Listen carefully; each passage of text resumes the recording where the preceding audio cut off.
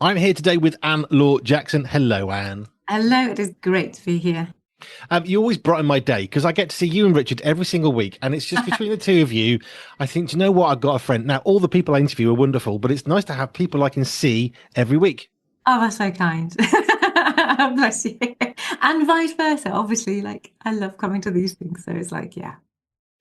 But I mean, that's an interesting one, isn't it? Because we get to see all these different people, and I love meeting different people. It's an absolute joy for me. It's an honor. It's a delight. It's tiring in its own way, but it's a tiring that I absolutely adore because I get to meet all these different people. But then there are, I'm going to say, comfortable people because kind of we've done this for a year. Richard, nearly the same, and yet there's kind of a way of working that we have between you and myself, or me and Richard, which we've got a way of functioning of doing these things really well, which makes it really easy from my perspective.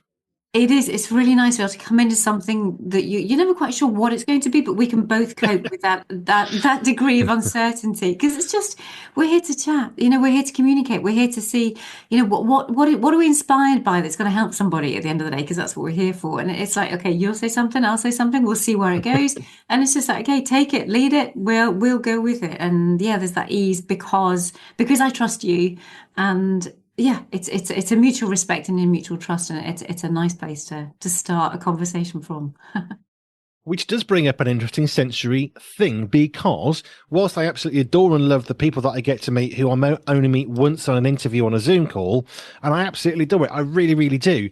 But there's still that trying to work out how we talk, and if there's a link on Zoom and it's a bit stunted and it's a bit delayed, and now I'm interrupting them even though I'm really not because it's still all of that stuff can make for quite a difficult conversation. But the amazing thing is within 5 or 10 minutes normally of chat, we have a bit of chat before we go on air, that's when I kind of we're working it out. But that's because we're both got good sensory health and we can hear each other and we can see each other and we can react to facial expressions, all of those things. But of course, for some folk, that would be an absolute utter nightmare. Oh, it's particularly hard. There are so many more things that you have to take into consideration when you're having this conversation. Because I know that I'm conscious that I'm looking at the camera and not actually at your face. So then my eyes, my peripheral vision is trying to catch where you're at, to pick up the even subtleties when my like core vision, that central vision, isn't actually on you, because otherwise it looks as though I'm looking down at the screen and I'm not actually looking at you. And people like that eye contact. We have an issue if someone is on the autistic spectrum. If they're autistic, then we know that eye contact can be really uncomfortable. But for many of us, we need that eye contact. But it does mean that especially when you're on Zoom, you're looking at the camera and you're not actually looking at the person, at their face. So you're picking up the subtleties through your peripheral vision, which is that's not the way we were designed to be. But we can function. We adapt a lot. See, I'm looking at your eyes the whole time you're talking, but I'm not looking at your eyes because your eyes are somewhere up there on the camera, like you said. But actually, as people, we can still renegotiate with our brain to say, no, it's okay. They're not disinterested in me. They are actually looking at me, even though they're technically not, but they kind of are. And we process that. But that's because you and I have got pretty good sensory health. If you've not, well, why aren't they looking at me properly? I know they're not looking at me, but why are they not? Are they not interested in me? And we can have all these sorts of things going off, and it puts stress and anxiety, and we start to stutter and get sweaty and all the rest of it when there's no problem. But if you can't differentiate, then that no problem actually becomes quite a big problem.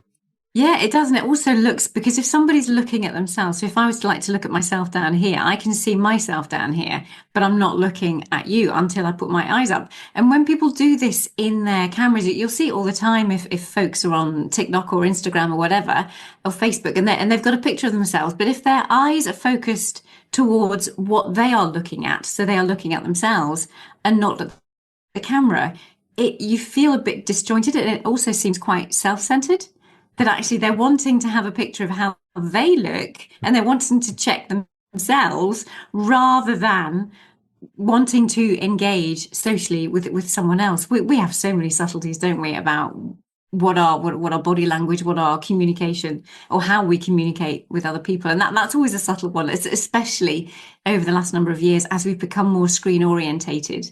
And we can take selfies and we can do things like that. Whereas before, it was obvious that people looked into the camera because someone else was taking it. And it was all, that's where we, put our eyes. But now when we're doing it ourselves, it's really interesting to see how many people are looking at themselves when they take pictures rather than looking at the camera to engage with someone else. There's a bit of a cultural shift in Mm, society. Look at me rather than let me look at you, which is perhaps where mm. photographs were. Then, of course, video cameras came in and all the rest of it. And then the selfie generation. I remember one that I remember really vividly was Obama with a selfie stick. And I think some people hadn't really seen selfies before, but it was kind of normalized. But President Barack Obama was there with a selfie stick, taking a photo of himself with other people. And in a sense, that's kind of odd because before that, historically, you would take a photo of other people, but now it's taking a photo of me with other people, which is, it does create some interesting dynamics. It does. It does. And that is a massive social, it has changed social dynamics significantly. And people capturing an event where you're just not engaged in the event in the same way that you were because you want to catch it on screen and you want to catch the fact that you are there. So it isn't even just capturing whatever is coming in front of you. It's the fact that you are now part of this. But again, the attention is on you being a part of it rather than just capturing the event for what it is. And it's, yeah, it's quite, it's great if you're using social media to promote yourself. That's for sure. I mean, that's the whole point. It's like, who am I in who am I in this and what am I doing? How can that help you? How can I influence you? How can I encourage you? How can I help and equip? So it can be used absolutely really positively. But on a normal social basis, it's just everybody's got their back to the individual because they want to catch an individual or an event in the background, and they're not actually engaging in it that way. They're actually just capturing it through phone. Sensory health, social media, selfies. We were watching something the other day and there was an influencer. Now, I have a real personal issue against the word influencer. I really dislike it, but it at least is accurate. But this person, we were saying as a family, what on earth have they actually done to be famous? And literally, they were famous because they were famous. That was it. They've achieved nothing that hasn't been basically given to them. And they were quite an empty, shallow person. Everything they were doing was look at me, which was really irritating on a TV screen. Mm. I'm not going to say any more than that. But we were saying, well, what have they done to get there? And actually, they've done nothing apart from being given lots of money and able to do stuff because they had lots of money. So they're famous for being famous and actually really irritating. There's not really any substance to it. And I think as people, especially sensory health, I think are drawn to people who are rooted and value us more than themselves, which is sort of the opposite of what we're seeing with the selfie kind of generation. I'm just thinking about sensory health and how we engage with another human being. If it's all about what they're doing and look at me, I'm with you. Well, that's nice. You know, you're out with a meal or drink with someone and the phone goes and they're looking at it. It's like, well, hello, I'm here. I'm up here, and immediately we go to that. But from a sensory health perspective, that's got to be hard if you do need that eye contact, and not having eye contact can be particularly stressful. Yeah, but just as you were talking, my mind was going to an email that I got yesterday with one of the school teachers because I'm moving certain things around, and I have a centre here in Jersey, and that the students on Ireland are able to access it and use it. But because I'll be moving, I know for some of the students that's going to be quite disruptive and quite difficult for them and could cause some challenging behaviours for staff. So I was just explaining by email all the things that I'm going to put in place so that when the change happens, it's as smooth as it possibly can be. So I'm saying to them that now, if they go and have a look at the place, although I haven't moved into the place that I am going to, they can at least get familiar with the environment, where it is they're going to be parking the car, what the place looks like, what the lighting is like from the outside, what the colours of the place are like, even what the smell is like around there. There's some bins on the outside, not that it's smelly at all, but it's just that they're aware that there are certain things that might set them off from a sensory perspective. Just these little changes that are going to happen with a move to a place that will hopefully feed them well and help them feel good, because that's what sensory health is all about. But there are things that we always need to take into consideration when we are changing things or moving things and shifting things. And it was really, really lovely that the teacher was saying, thank you so much for considering our students, and trying to organise the move the way that I am so it's the least disruptive to their experience of enjoying the centre, and having it as a really positive experience when there's going to be a lot of change. There's got to be lots of things that are going to be different. Which just comes back to that whole thing of being comfortable, not just with a person, but with an environment. And when that environment changes, we are less comfortable. I'm trying to think, we were going to a gym years ago and it had a big thing that says, do not put any scents on the little rock things that make the steam. Mm, Don't put any scent on there. And I haven't got an allergy to perfume, but I do struggle with it. My three boys do. They literally are allergic to perfume, like 40% of the population. But someone would love to go in there and put some scent on. And I was just getting so sick and tired of this because it wasn't like I didn't like it. I didn't. But actually, the problem was my lungs, my throat was starting to shut down. And then the anxiety and the stress and all the relaxation that I might have had from being in that steam room, mm, that's vanished because of someone's, to be honest, selfishness of I like it to smell like I like it. But of course, when they finish doing that, the smell's quite there for quite a long time. But we don't necessarily think about others. We can get quite selfish, and that I think is very much of the age. But how do we better think about others? I mean, you're talking about some of the things moving a centre where people are going to be coming and having some sort of therapy or help or work or what have you.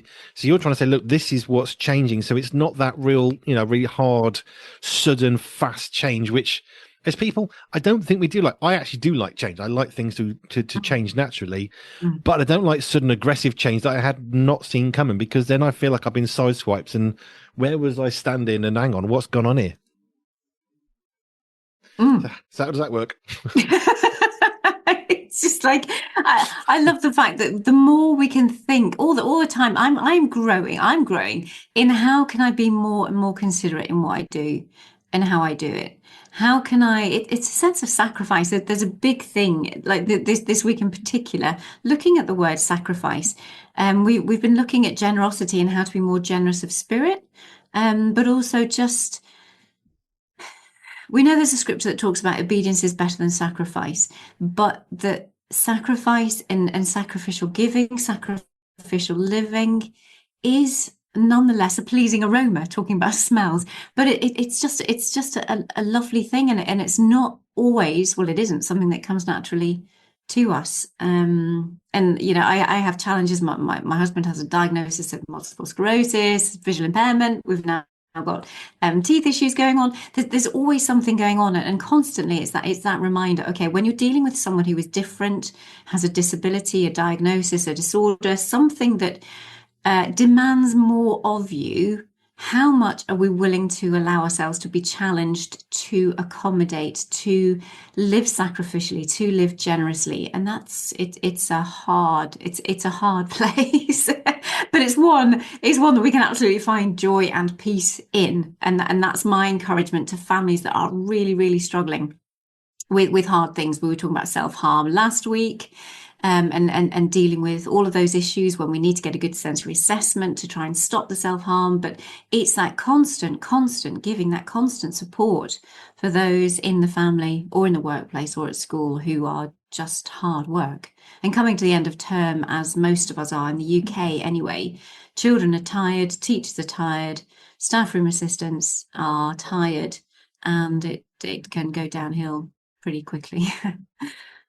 I was just thinking about a friend of mine who's got a really busy day, and he says, "Oh, hopefully we, have a good day. If I don't talk to you again until tonight."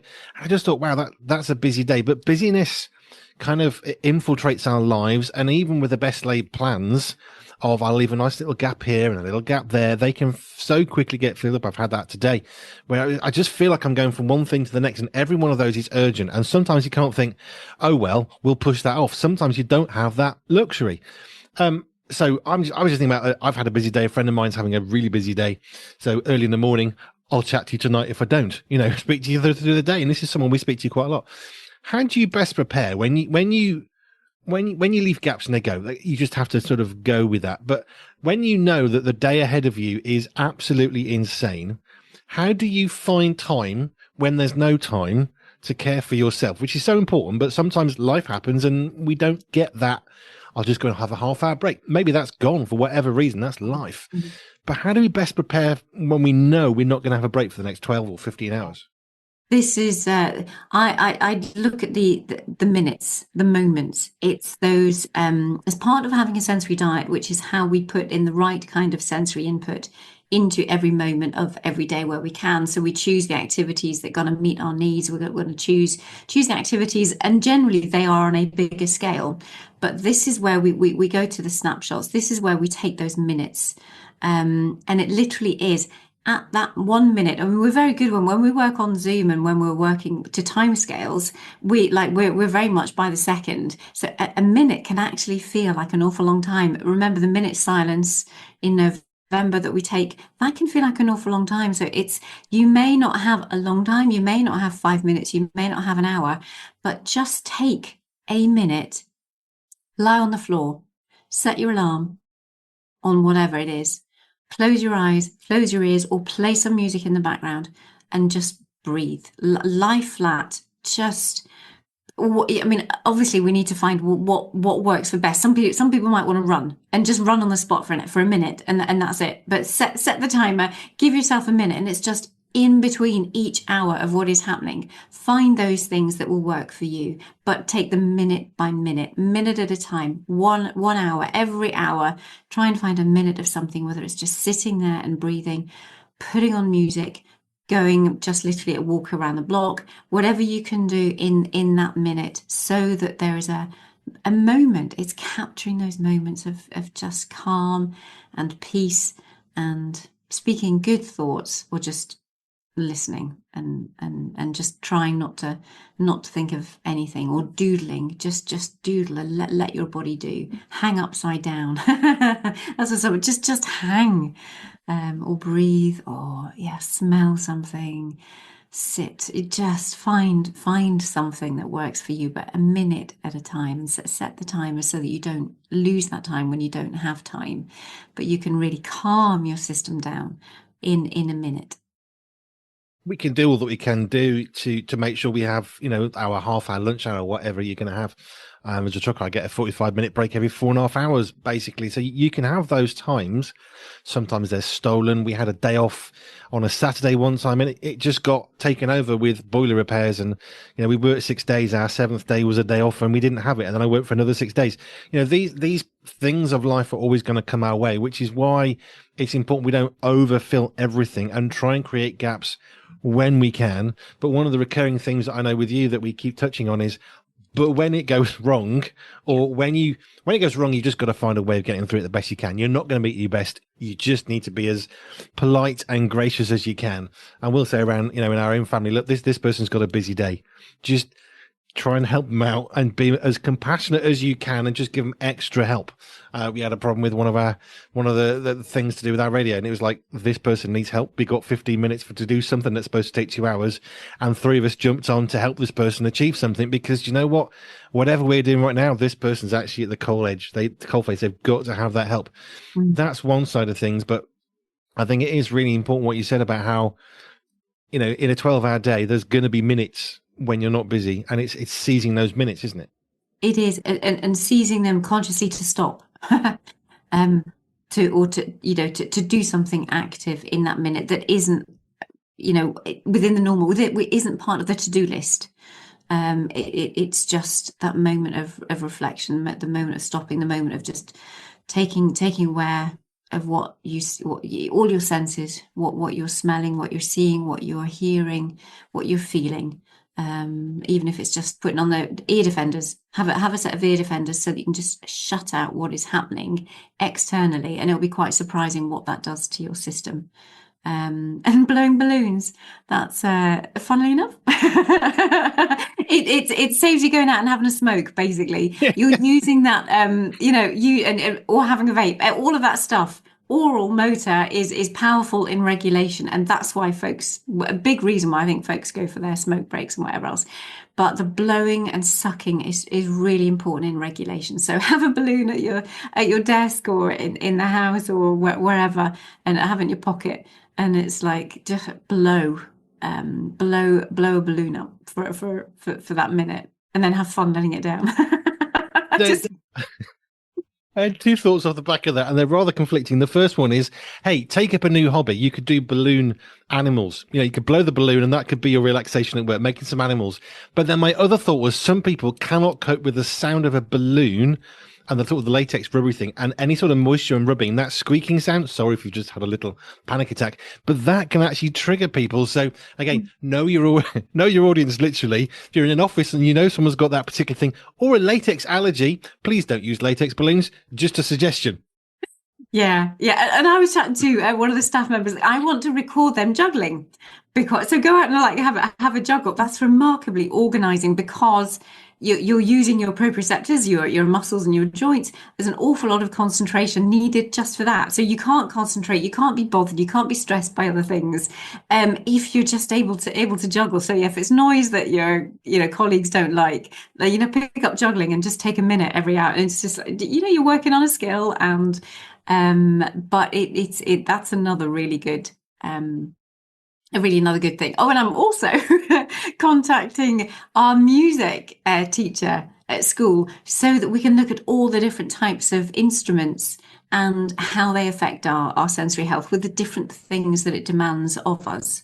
And the vibration that comes from instruments, the amount of blow that's needed, what kind of muscle work is needed and where is it needed in order to create a nice sound. And then you've obviously got the sound itself.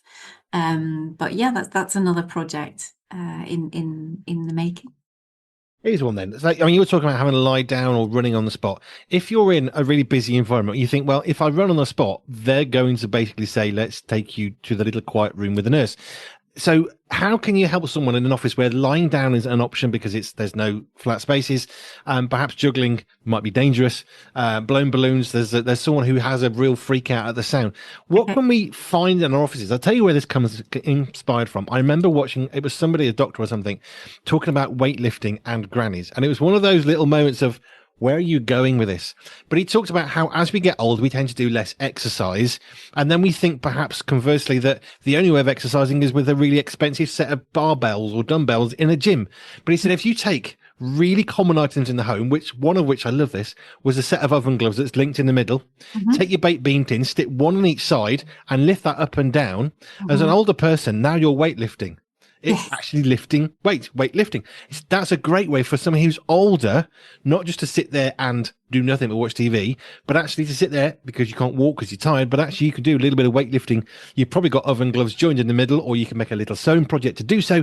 Tin of beans, off you go. What would be that in an office instead of lying down? Yeah, I go to concentric exercises, which means it is squeezing the muscles and relaxing them, but you're not actually moving. So you can do that, like certainly waiting in the supermarket. Also, sorry, just to digress slightly. If you're in the supermarket, like queue, and waiting is hard, which it is for some of our people. So it's there, stand and squeeze. You can squeeze your arms. You can kind of like work your way through the head. You can start with your jaw muscles and clench and then relax, hold it for 10 seconds and then relax it. And then you work your way through and down your muscles so that you get proprioceptive input, which is the good, calming, organizing input that comes from muscles and joints. So if you can't move or you don't want to be conscious of moving, take that minute and go through the body and just consciously think, right, okay, I'm on the arms, right, I'm on my buttocks, I'm on my legs, I'm on my calves. And you do that for a minute, squeeze and then relax. You can also do, you can have little, I think some of the guys in the office in particular would fancy these chair press competitions. And it's just like, right, okay, lads, what we're going to do, all right, guys, all the girls, obviously, anybody can join in with this, but it's like if you've got like an office chair with arms, mine has arms on it, and you press down on the arms and you push yourself up, and you can see if you can actually lift your bottom off the seat and see how many of those you can do in a minute. So you can do it, right? Okay, like we're 1 minute off break time. Yeah, okay. And see, can you do it? Can you get your bottom off the seat anyway? And then how many of those can you do in a minute? And it's your 10 o'clock challenge on a Tuesday morning that this is what you do. So, and you can do it more off. I always like to do more things office based, same way that whole schools, we were chatting with one of the teachers yesterday and how she can get these little exercises into the whole school class so that it is easier for, you're not singling anybody out. Everybody's doing it and it's good sensory health anyway. but will just particularly help some individuals. So yeah, you either do it really discreetly and therefore there's no movement, but you're just using muscles. You take yourself away, or you do some stuff in the toilets and you do some wall presses. It's kind of like push-ups, but you just do it on the wall instead.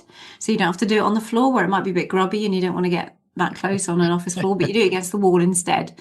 Or, you have these little competitions between office workers or your colleagues to see how many of those you can do in a minute. And then there's other little challenges that we would put in, and you can stick on a school board, and then whoever has to bring in a box of chocolates for the rest of the team or something. I love some of those. I love really simple, functional, practical stuff because I think for a lot of people, we think I'm going to the gym. That's the only way to get fit. I need massive presses to do rowing machines and running machines and all these things. But you know what? There's some really simple stuff we can do for free, and that's a perfect one. All you need is an office chair with hand armrests. But what got me thinking was the sacrificial thing we talked about almost at the start. If you're leading an office, why not stop the office? Just down tools, get everybody to have a go. I love the attitude of the Japanese. Let's exercise before we go into work. And you can see these construction guys, hard hats, gloves, all the rest of it, doing some exercises and then going into the working part of their day. I love that because it's together. So you're not then thinking, I'm just an idiot in the corner doing me exercises, looking like a complete lost the plot here. Yeah. But if you've got a little corner of it, not everyone's got to get involved, but the office managers, come on, you can get people involved. Right. Let's just down tools, 10 minutes, don't answer the phones for 10 minutes. Let's just do some chair push-ups or whatever you want to call it. And I love the competition. Yeah. I think the more fun life is to be lived. Life is to be loved. And whatever work environment we're in, we can find something. You can find something. That's for sure.